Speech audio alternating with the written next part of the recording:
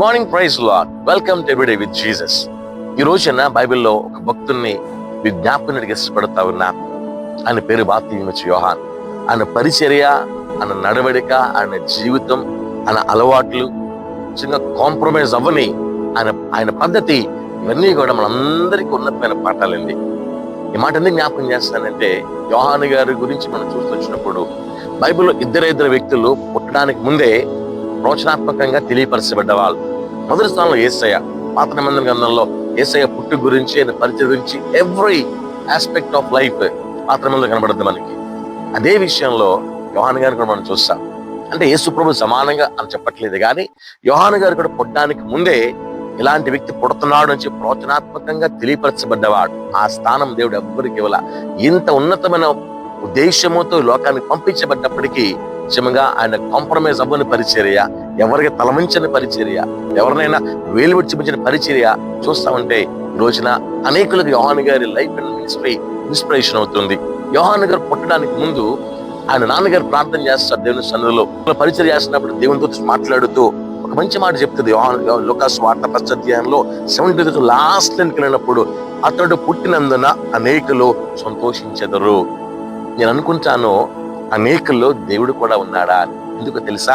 అదే వచనం కొంచెం పై వచనానికి వెళ్తే 16వ వచనంలో అంటాడు, ఇశ్రాయేలీయులో అనేకులను ప్రభువైన వారు దేవుని వైపునకు త్రిప్పును. అంటే అనేకులను దేవుని దగ్గర తీసుకురావటానికి, దేవుని చూపించడానికి హీ వాజ్ ద సోర్స్. నిజంగా మనందరం కూడా ప్రియమైన సోదరుడా, మనందరి పుట్టుక వెనకాల కారణం ఉంది. మనందరిని దేవుడు ఒక ఉద్దేశముతోనే ఈ లోకంలో పంపించాడు.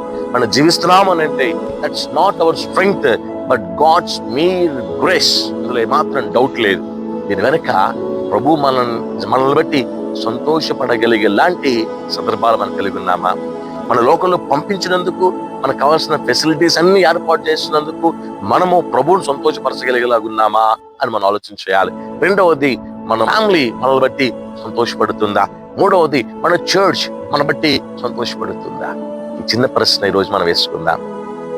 Is everyone around us happy about us? Especially is God happy about us?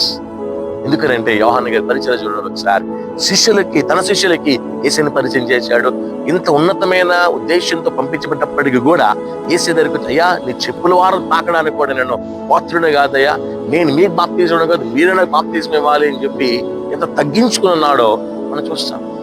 ఈ రోజున తగ్గించుకున్న జీవితం ద్వారా దేవుని సంతోషపరుద్దాం. సాక్షార్థమైన జీవితం ద్వారా మన కుటుంబాన్ని సంతోషపరుద్దాం. మన కాంప్రమైజ్ గాని వాక్యానుసార నడవడిక ద్వారా మన సంఘాన్ని సంతోషపరుద్దాం. May God bless us.